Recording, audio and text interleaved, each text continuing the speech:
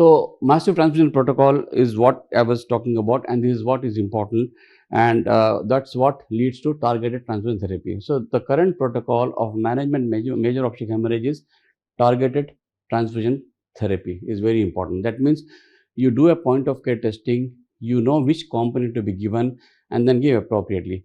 If you don't have point of care testing like thromboelastography or rotem or any of those things, then empirically you can give 15 ml per kg of plasma, 1 unit of cryo for every 10 kgs, almost about 6 to 8 units of cryos, and maintain hematocrit rate of at least 28% in the ongoing hemorrhage. And roughly with this thumb rule, you can manage coagulopathy effectively. Otherwise, give 1:1:1:1, like for every 1 unit of packed cells or 2 units of packed cells, give 1 FFP and 1 cryo. And for every 6 packed cells, you have to give 1 pack of platelet SDP, so that maintain platelets of at least 80,000 and above, fibrinogen of at least 200 milligrams and above, not less than 100 milligrams. So for a good microvascular hemostasis, fibrinogen of at least 220 milligrams is what is essential.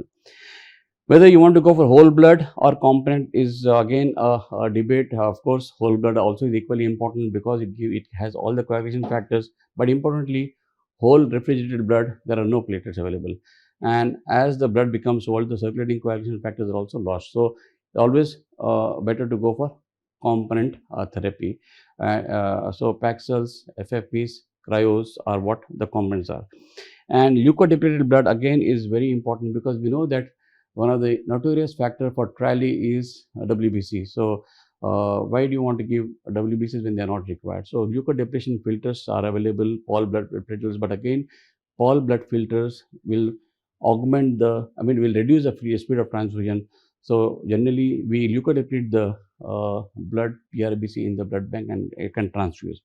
And you can sometimes the mothers will require rapid transfusion sets also with warmer so that we can prevent hypothermia. Irradiated blood is important, especially when you are giving related blood. When a donor, immediate family donor is donating, the brother, sibling, or the immediate donor in the family, it can cause graft versus host disease. So if you get such a donor and emergency, nobody else is available, then you need to irradiate that blood, which again is a time-bound process, but that is one option that you have to keep in mind. And a unrelated male donor is the best donor. So as I said, that endpoints of transfusion should be hemoglobin of 8 grams and above, platelets of 75%, 75,000 or 80,000 and above, and PT, APTT, INR of less than 1.4, APTT of less than 6 seconds of control, and importantly, fibrinogen of at least 220 milligrams and above. Very, very important. We need to remember that RDPs, again, platelets are of different varieties. We get pool platelets, we get random platelets, and importantly, we get single apheresis platelets. So pool platelets are random platelets. 1 unit will raise the platelet count by 5,000. So apheresis platelet concentrate will increase the platelet count by 30 to 40,000, which is what is desirable. But importantly, it requires donor cross matching, and the donor also has to have a platelet count of at least 2.5 lakhs and above. So screening of donor is very important, and it's a time-bound process.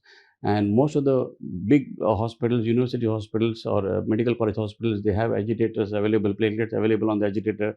But platelet is one of those challenging blood component that may not be available all the time, but you need to keep it in mind.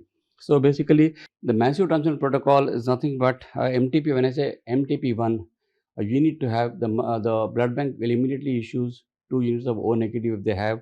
Otherwise, if they have a cross-match blood, they'll issue cross-match blood. But it releases 4 PRBCs and 4 FFPs. And if there is an ongoing hemorrhage, you just activate MTP2. That means the mother they'll release 6 PRBCs, 6 FFPs, and 6 units of cryos.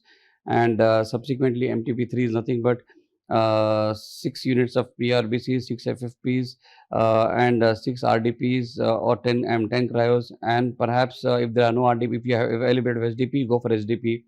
And also counsel the attendant family that there might be a need of recombinant factor 7A, which can be of some help. But as I said, checking of fibrinogen is very important. So check the levels of fibrinogen in the lab. But again, as I said, point of care testing if available, that will be very useful. Otherwise, you can just take draw 5 ml of blood in a glass syringe or put in a vacuum thinner, which is red top vacuum thinner, without any anticoagulant, and leave it there in the theater by the side of the table, and look at the formation of clot. It's a crude way, but again, if you don't have any resource challenging condition, this can also roughly guide your coagulation parameters. But if you have laboratory, get measure fibrinogen early, because fibrinogen is one of the important component of tackling microvascular hemostasis and even antifibrinotic agents like tranexamic acid. So tranexamic acid also is very important for preventing or achieving microvascular hemostasis.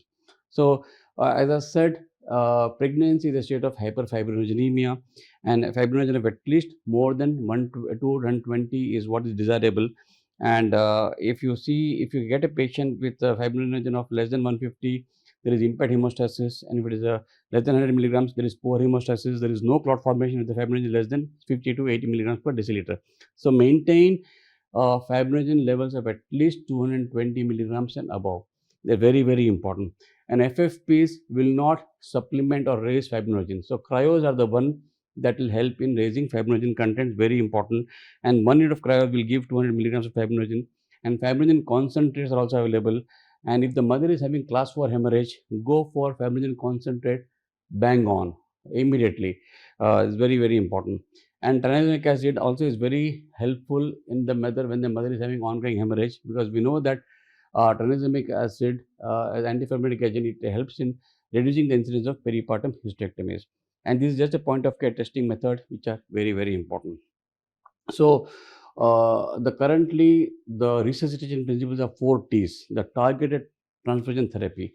Avoid hemodilution. That means excessive hemodilution has to be prevented. Do not go for overzealous crystalloid resuscitation beyond 2.5 liters. Stop and get activate the MTP, and see that along with MTP activation, point of care testing is important, or send the parameters in the lab. But importantly, the best of labs takes about 45 minutes for the reports to be generated, and the mother can have immediate change scenario when the reports arrive, because we know that 1 minute of atonic PPH, the mother can lose about 800 to 1000 ml of blood. Early blood and blood components are very, very important. Targeted approach, and it has been found out that our own experience, the targeted approach will minimize the number of blood and blood components given. Like empirically, you tend to give more, and with targeted therapy, you tend to give appropriately. And importantly, the transfusion transmitted sepsis, the transfusion related complaints like transfusion associated circulatory overload, trials have to be minimized, have to be optimized. And as once the mother is stabilized, go for a targeted resuscitation. This is what is important. Look at the IVC measurements and go for a targeted approach. And if you look at B lines, then it means that means there is circulatory overload.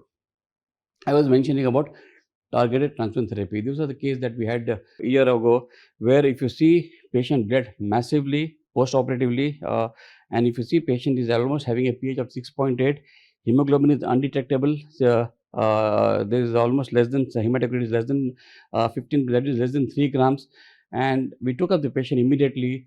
And because patient was having already extreme acidosis, straight away bang on we gave 3 grams of fibrinogen concentrate, which is available in our country, available in Hyderabad, and then POCT guided guided transfusion therapy, and within an hour we could within 2 hours you could achieve hematocrit of at least about 36%, and pH was still normalizing, but within 8 hours, if you see, we could achieve a hematocrit of 33%, pH of 7.3, and almost extubatable patient. So what I mean to say is, if you go for a targeted transfusion therapy, you are much better. You can reduce the number of blood and blood components to be given. So fibrinogen concentrate is very useful rather than giving cryos, because thawing time for cryo itself is 30 minutes. Thawing time for FFP also is 30 minutes. So by the time the the cryos and FFPs get thawed, you can administer concentrate within 2 to 3 minutes. You can at least control coagulopathy. Very, very important. So endpoints of resuscitation, blood resuscitation is pH of more than 7.3, lactates are improving, and APDT, hemoglobin is more than 8 grams, hematocrit is at least 25% and above, and platelets of at least 80,000 and above is very, very important. So how we can achieve this? Only when we have a hemorrhage protocol, massive transfusion protocol, management of major obstetric hemorrhage protocol, and a resuscitation card which has a hemorrhage kit.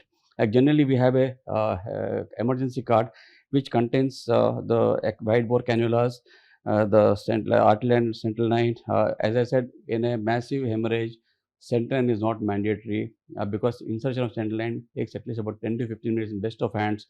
And obstetric setup, you don't have experienced cardiac anesthetist who you can put in a jiffy. So yes, ultrasound guided is a little faster, but still it takes time. So adequate wide bore venous cannula is what is desirable. And once the mother is stabilized, then you can go for central line. But arterial line can be inserted early on. And see that if the mother is having complex underlying heart disease, complicating pregnancy or multiple problems, then you can go for advanced monitoring devices like flow track, so that you can titrate the intake appropriately. So monitoring, as I said, art line is mandatory. Extremes of blood pressure, NIVP may not be reliable. So have a low threshold, put an arterial line. Again, do not allow hemoglobin to fall to critical levels. Very, very important.